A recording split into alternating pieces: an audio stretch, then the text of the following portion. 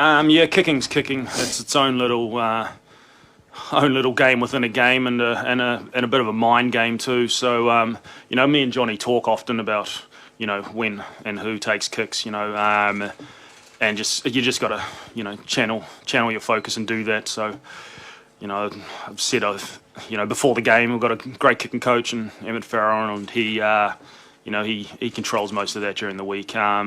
And Geordie's been phenomenal. He's such a dedicated player. He's plays with his heart on his sleeve and will just give it his all. So pretty fitting for him to have an outstanding campaign. We don't. It's just good that he lifts the trophy. He was in the centre of it all. He was in the mix of things throughout the whole campaign, and a good way for him to sign off his European honours with Leinster. Maybe we'll see him back one day. Yeah, Easton, today we're breaking some transfer news that Jordy Murphy's going to be making a comeback to, how you doing lads, to Leinster at some point. Alan, Andy, how you doing? Very good, knowing yourself. He's very worried this morning because he goes, what's going to happen next weekend now? Look at him already playing the poor man ahead of this game. Yeah. Munster are going to kill them. The Leinster lads will be on the piss all week. It's exactly what you want. I don't think they'll make the same mistakes underdogs, as they made before. They'll be, I think...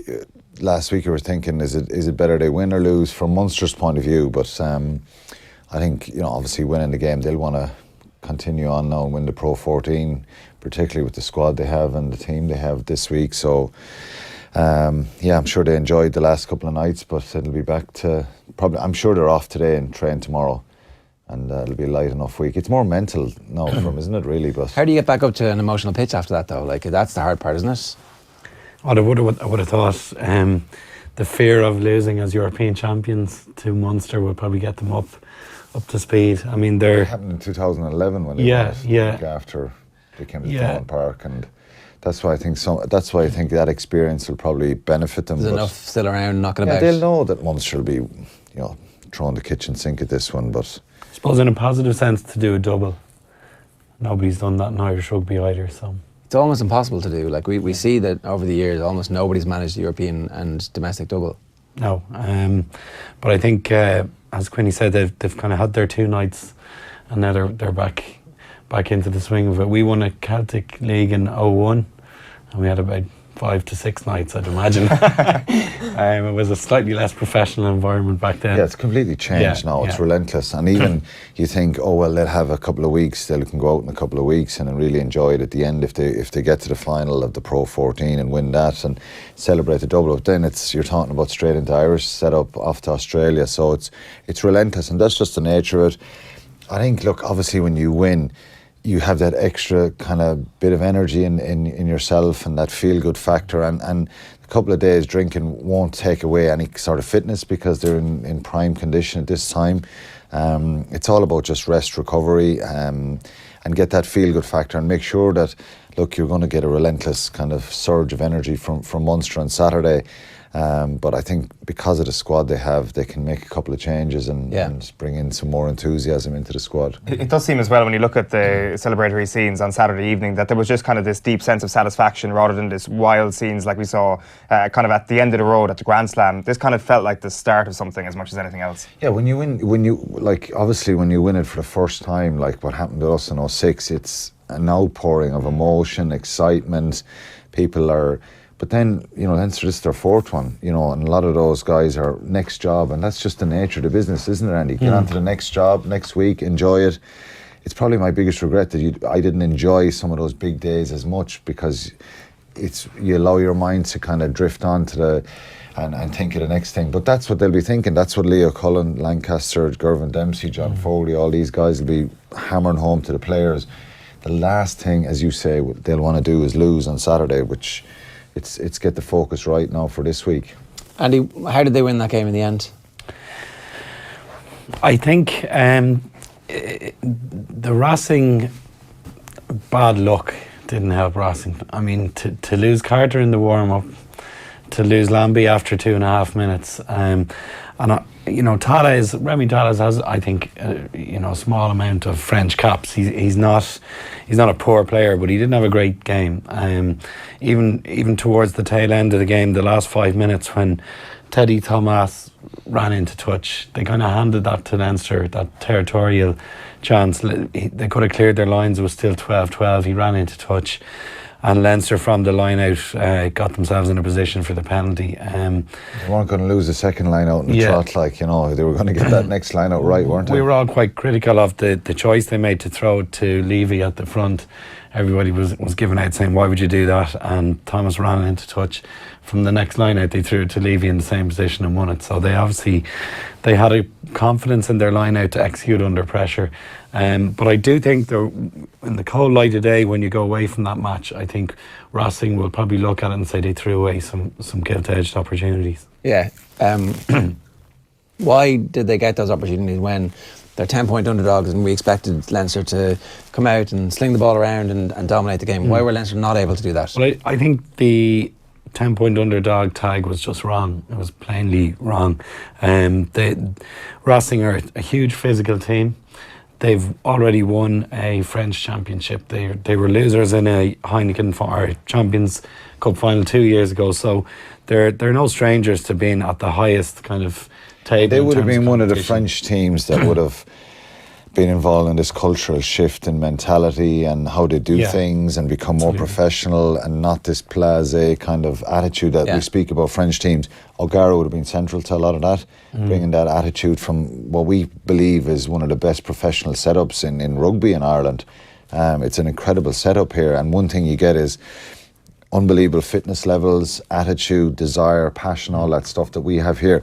We must remember, Ger, 3 years ago, there was doom and gloom about Europe and Irish provinces. Leinster, they lost five pool games and won the last one, and it was doom and gloom. I remember writing a piece for the Indo at the time saying, well, look, the glory days are over in Europe for Irish provinces, basically, and we all bought into that because of the money in France and stuff like that. But Racing, in fairness to them, as Andy is saying, you know, they've got their house in order, and I've had this chat with Yannick Nyanga before. He would have came up from Toulouse, where they naturally had that bit more steel about them and professionalism, and they've got that now in Racing. So why did they do it? Because they're a good side, they've some world-class players, and physically, and Johnny Sexton said this after the game, Racing physically got right into their faces, and they're big, strong, abrasive guys. So that's why I think this performance is nearly better than some of the flamboyant, all free-flowing rugby performances from Leinster, because they showed that they can roll up the sleeves as well when they need to, and the calmness and no panic was evident throughout that second half, wasn't it? Yeah, Healy said in an interview there, I just read in the Guardian, that he said it was like winning a boxing fight without throwing a punch. They really only got maybe one clean line break in an 80-minute period that move up the left-hand side where Nasiwa nearly got clean through with a handoff. Other than that, they didn't really cut them open. Towards the very, very tail end of the game, they set Ringrose through off that line out, actually, where they got the penalty kick.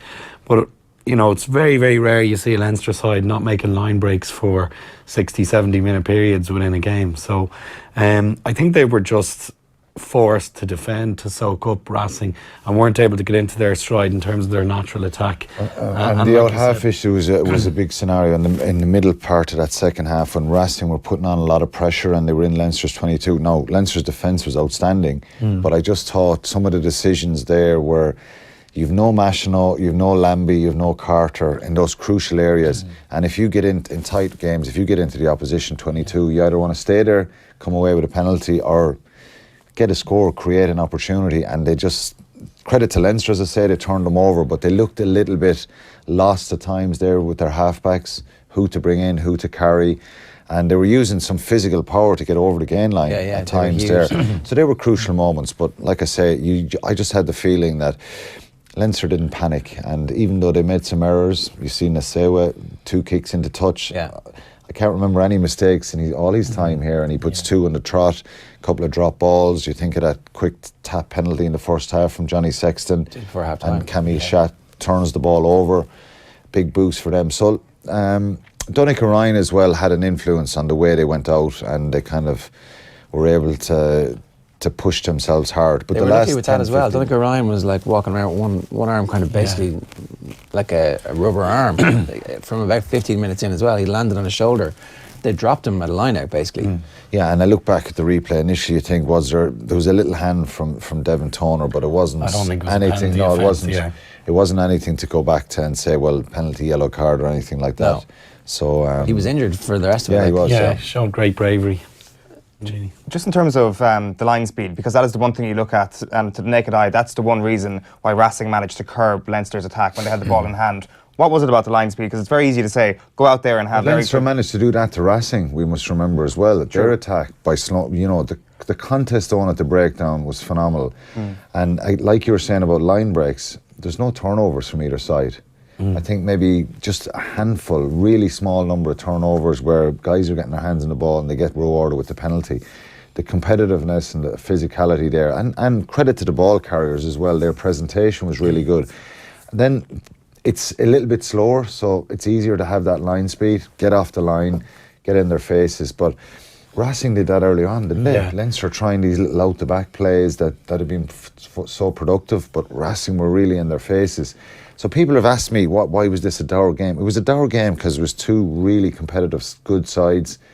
The weather played a little factor as well, for sure. Yeah, I think the greasy ball probably played even more than a small part in the game. It inevitably slows down the ball by a second or two, and that's all you need at that level where your defensive line gets an extra second or two to organise, to get set and then launch. And that line speed, I think, for both sides, they both managed to cancel each other out, but I do think the slowness of the ball relative to how both sides play normally, where Leinster certainly recycled ball a lot quicker and did in the Scarlets game, I think that contributed to what seemed dour, but I think was also kind of compelling viewing as well. For sure. One last question for you, Alan, before I know you got to go. James Ryan, 21 not out, 21 victories. He has the potential to grow into the best player in the world at this point, because that's the best start to a career we've ever seen. It's unbelievable. It's just phenomenal, and I'm so envious of it, like any sports person would be, to see. Like, he's a very humble fella and down to earth, and I think you just sense that he's not going to get too excited and get kind of blasé and kind of get ahead of himself here with this and think, well, this is easy, it's always going to be like this. You sense that he's a fella who just prepares well, keeps his feet on the ground, and he's very lucky to come into an environment like that. I joined Shannon in 1996 and we won 4 All-Ireland leagues on the trot, which was massive back then. And I thought, Jesus, this is just so easy, it's great. It's a totally different scenario, but same kind of mentality. Do you let yourself kind of run away with yourself? But it's phenomenal. I think to achieve what he's achieved in such and Jordan Larmour, he debuted for Leinster this year, debut for Ireland. He's now Champions Cup winner. He's a Grand Slam, Triple Crown. It's phenomenal, some of these guys, what they've achieved. But in particular, James Ryan, I think his consistency of performance it's out of this world. The way he just tackles, carries, and has that little bit of footwork and intelligence as well. Intelligence is a really important part of it, isn't it? Because he sees defenders in front of him and he can shift his body, move into that little bit of space to get the head through, and the ball is recycled quicker. And then his work rate in the tackle, he's bouncing up off the ground, so it's incredible. And he was the one closest to tally at the end of the drop goal as well. So 81 minutes on the clock, and he is the one getting there to make sure that it's his giant frame between the ball and the goals. There's a couple of fantastic photos of that from different angles. 4 or 5 on here we are. Yeah, I see it on the screen. It's pretty incredible stuff. Maradona against Belgium. Yeah, a bit like that. You'd have nailed that, would you? Absolutely. Yeah, probably off my left. But I think I actually has dropped. Okay, if you take the situation, which you probably can't do, as drop goals go, that wasn't a difficult one. That was 30 metres out in front of the post for a guy who's capped, and okay, pressure's obviously changed. Pressure changes everything, but you would have thought Lambie or Carter in that position would have nailed it. Yeah. So again, a little bit of fortune in there, but you make your own luck. You see how much work rate they put in. 4 guys chasing and harrying him in the last second of the game. So their attitude, they deserve it too. Yeah. We also caught up with Jack Conan in the tunnel after the game as well. He was one of the other ones closest to Tellez there. Had a big impact as well. He's the one, I think, who scragged Teddy Thomas into touch for that one too. Have a look. You're finally, for me, you're getting used to winning, both Leinster and with Ireland. Yeah, Paddy's Day was an incredible experience, but I didn't get to talk out that day and I didn't get to contribute on the day. So this to me is, just that bit more special because I had an impact, and obviously it was unbelievable to be with the lads on Paddy's Day and win a Grand Slam, but to be here and actually get on the pitch and contribute was just something extra special. Yeah, important to kind of players like Conan, who it looked like was nailed on at number 8 until he gets injured, and then all of a sudden he's out of the team because Jordy Murphy comes in and plays so well. Like, that's the level of competition that they were at that put them in a position to be European champions. I think not only in Conan's position across the board, Tyke Furlong put a quote up on social media to congratulate Dan Levy and saying, isn't it great to see our third choice 7 gone so well. So they've got across the board, I think possibly not so much at 9, but in almost every other position they've got they've got international players, they've got guys who've won at the highest level, whether in Europe or domestic, and I think like any great sporting squads, even within the Irish sporting arena, you think of Dublin GAA, Kilkenny Hurlers of the past, they all had squads 25, 30 deep. They always had 2 options, and they were all well known for the competition levels they had within their own group and at training sessions and so on. So I think Leinster have very much developed that in the last 3-4 years. Quinny mentioned the year, was it 3 seasons ago, Leo's first year, and they lost 5 group games. Yeah. But amazingly enough, when you look back, Leo picked 4 or 5 young guys for that game away in Bath when there was huge pressure on him, and he didn't have to do that, and he did it, and it seemed to be a turning point. In hindsight, you'd look back and say 4 or 5 guys, young guys getting a chance, probably galvanised that group at a time when they were at their lowest ebb. The other thing is they've used something like 50 odd players this season, right?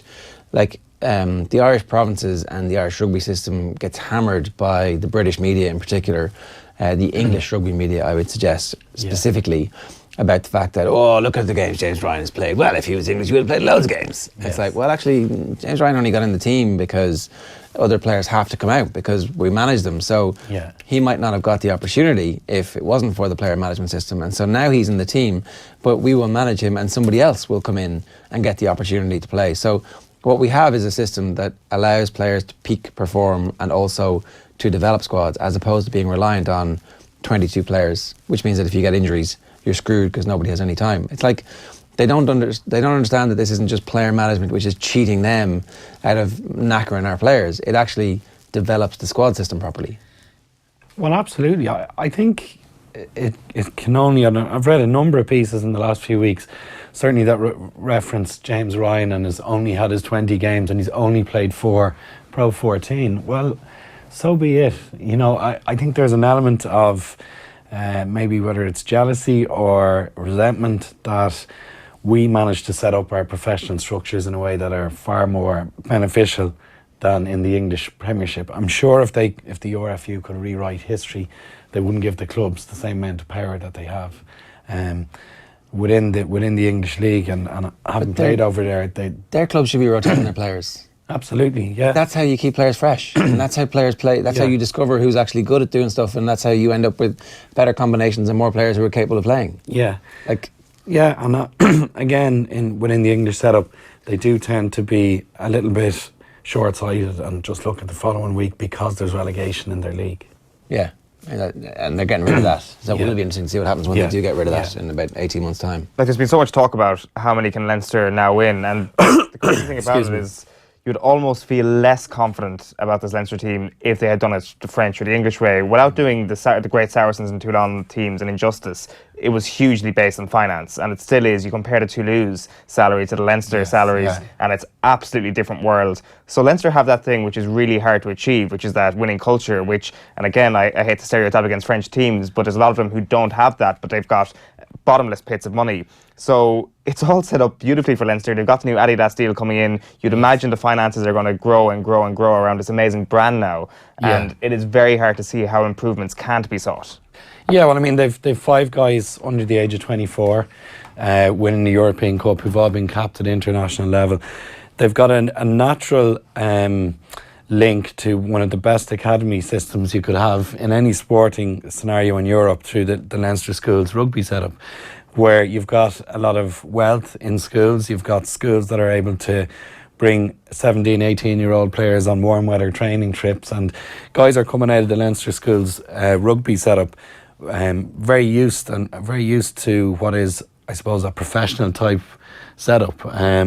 They're used to video analysis. They're used to training twice a day. Strength and conditioning for 15. Absolutely. I saw the Blackrock Belvedere Senior Cup final on Patrick's Day this year, and I just couldn't get over the physique and the general size and athleticism certainly within that Blackrock squad who won very easily on the day. And you think there's probably 5-6 guys looking to come out of that Blackrock side and go into a Leinster academy, and from there it continues and it builds, and it is a formidable kind of cycle for Leinster. Like you said, building a brand now, an Adidas sponsorship level in terms of the most European Cup wins in the history of the tournament, a young squad, 2 outstanding coaches. There's not a lot wrong there, and I think the scary part is they seem to be hungry still, and maybe getting more hungry. So they've also, I think it was a point that was it Rory O'Connor was making on Saturday, about they've got their recruitment right, that they added Fardy and they added Lowe, whereas in previous seasons they were adding like Zane Kirshen, who didn't really work out, or Hayden Triggs, or even there was the Australian second row a couple of years back who just didn't work out at all. Like the difference a Fardy makes and the difference James Lowe, okay, so James Lowe obviously less relevant because of the screw-ups with the rules, but like the difference a Fardy makes is that you suddenly have this Jenga piece that can fit anywhere. So if James Ryan emerges, you can push him to the back row, and if one of your back rows gets injured, like ultimately Rhys Ruddock unfortunately missed out largely on this season, then you do have that piece. So everything has improved. Well, I think the recruitment of overseas players is huge. It's hugely important to the development of the younger guys. If they come in with a view to replacing and taking the space of a young guy who could develop, and by their presence are halting the progress of a young guy, that is not how it ought to be. And I think Leinster have probably looked at that in the last 4 or 5 years, reflected on it, and went, if we're going to bring somebody in, they've got to have the right personality as well for the job. Fardy, by all accounts, is nearly looked on as a father figure to the likes of James Ryan. He's helped, I would imagine he's helped hone both the skill set of James Ryan and the intangibles, like the dog. How do you turn up for these events week in, week out? He's brought him alongside him. He's taught him about transitioning from second row to back row, work rate around the field. And the one thing you see in the likes of Ryan, which I think he may well have absorbed just by being around the likes of Fardy, is anticipation. Fardy seems to be very close to breaking balls. He seems to do the right thing more often than not. And when you're in that environment and you just get to witness it all the time, you probably see, at ground level in a split second, Fardy probably had 2 choices, but why did he make choice A over B? And Ryan is close enough to just witness that and feel it and see it, and it gives him an incredible insight into what it is to be a top player. And I think Leinster's recruitment of guys like Fardy now, and they've closed it up a little bit. They don't have as many guys as they used to, and obviously that's the rules and regulations too, but they really are picking the right type of guy to come in and influence the younger group. It's a really high pressure scenario to actually select that right player, because of what you just mentioned. There's less of them, but also because they're there every single week during the Six Nations, which is almost more important because you've got kind of more of the developmental squad getting involved in the first team in the Pro 14, and you've got Scott Fardy there, who is a mainstay in the team, one of the only mainstays in the team during that Pro 4 or during the Six Nations period. So that just gets a heightened importance.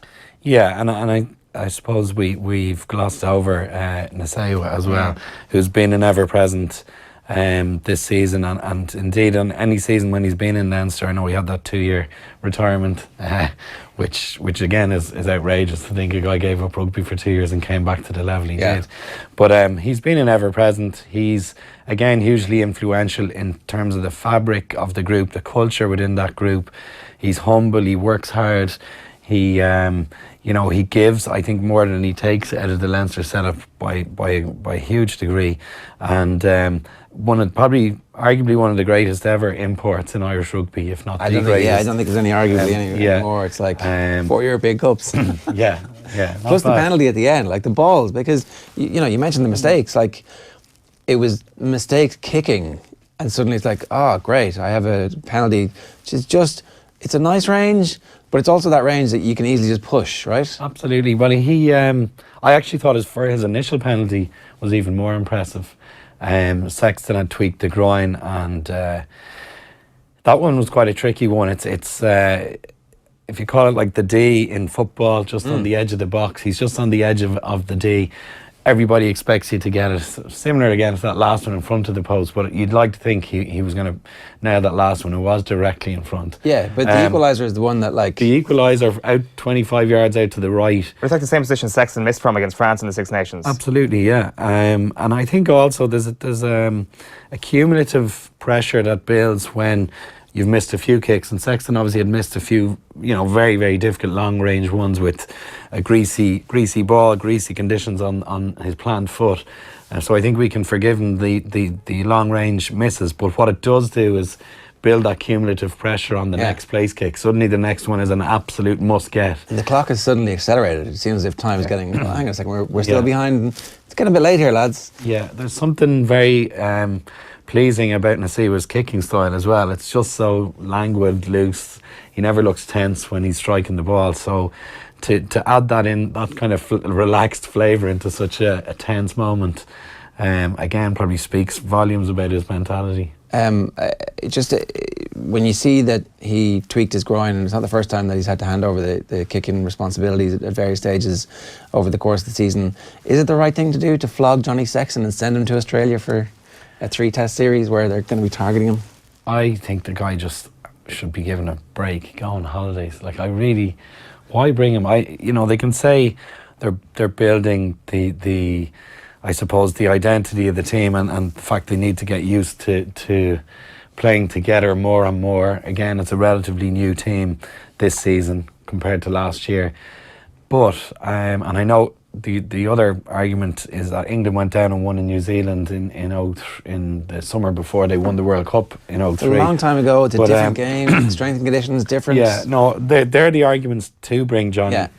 Yeah. To me, the arguments to leave him at home far outweigh that. The other argument is that if we win those 3 tests, and then we'll have a chance to set a world record against New Zealand in the world record. I don't think anyone would care if we went out in the quarterfinals of the World Cup again. Oh, but we broke the record last year. Yeah. England's record. Well, England's tied record, wasn't it? I think. I mean, Johnny is going to go away. Just on the record thing, to play devil's advocate for a minute, right? Yeah. So if you win this 3-test series and you're playing New Zealand to break one of their records, suddenly that game takes on far more meaning than it's just another test. Like we want to beat the All Blacks because we've never done it in Dublin, and it's hugely important. But imagine the pressure and the hype.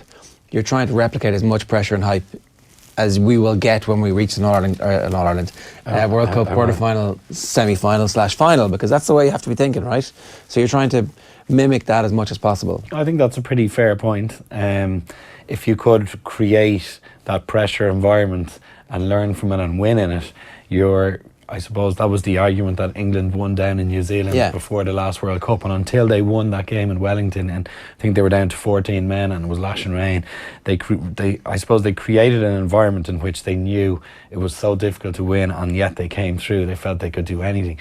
I think going away to Australia and maybe getting picked off once by playing a slightly under-strength side is not going to affect the belief in this Irish squad. I think there's a belief running through them from, earned, very, very much earned from the hard work and success they've had over the last 2 or 3 years. And I don't think it will destabilise the group. I don't think it will lose momentum.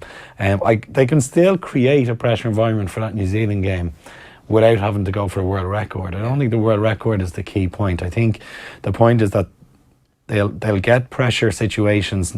Doubtlessly they'll have many of them in the lead up to the World Cup, but I think the key thing is protecting the right people and Johnny Sexton needs a big duvet around him for June and a holiday away with his family. I don't think the guy needs another. I don't think it's going to happen, but I think he would benefit hugely from 3-4 weeks off. New Zealand did it with Carter.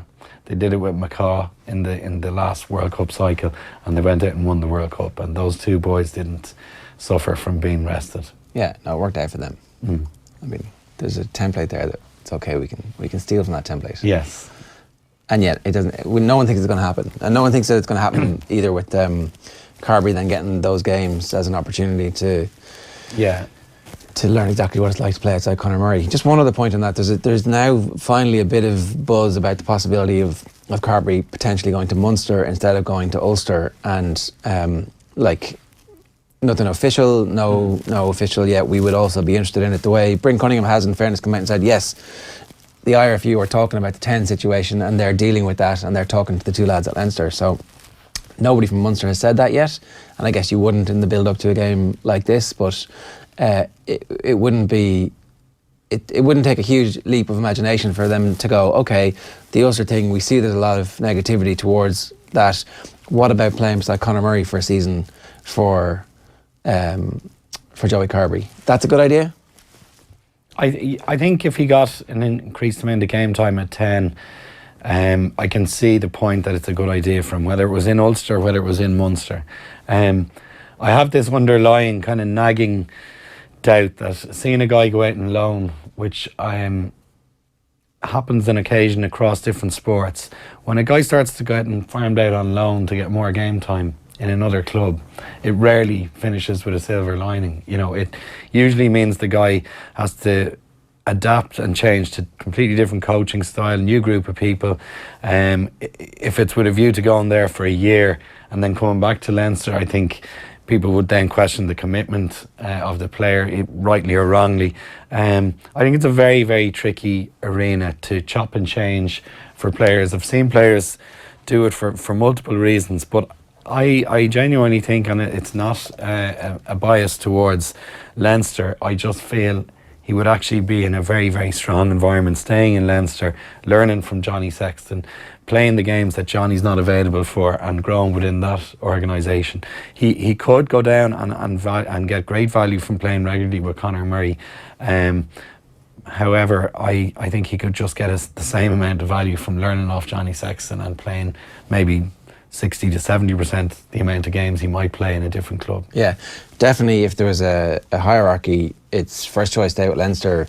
After that, the attraction of playing for Munster, guaranteed Champions Cup, because we don't even know if Ulster are going to be in the Champions Cup next season, under a coaching ticket that we know is going to be that coaching ticket from the get-go.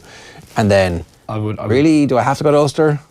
I would plumb, if I was Joey, if I was the IRFU, if I was Munster, and probably if I was Leinster and he had to go, I would encourage him to go to Munster ahead of Ulster, because they're in the Champions Cup. Conor Murray is there and you've got that combination they can play in, and obviously Ulster have had a pretty horrific year, and who knows what kind of atmosphere is happening up there. So, well, my view on it, like just on a final point here, is the great irony here is that Stuart Lancaster always preaches comfort in chaos. What better way for Joey Carberry to get comfortable in chaos than becoming the 10 for Ulster? Yeah, he's going. You're serious? Huge amount of chaos. 100% serious. I'm 100% serious. You're getting hammered by the opposition because like you're back foot ball. Like nothing wrong with learning on the back foot.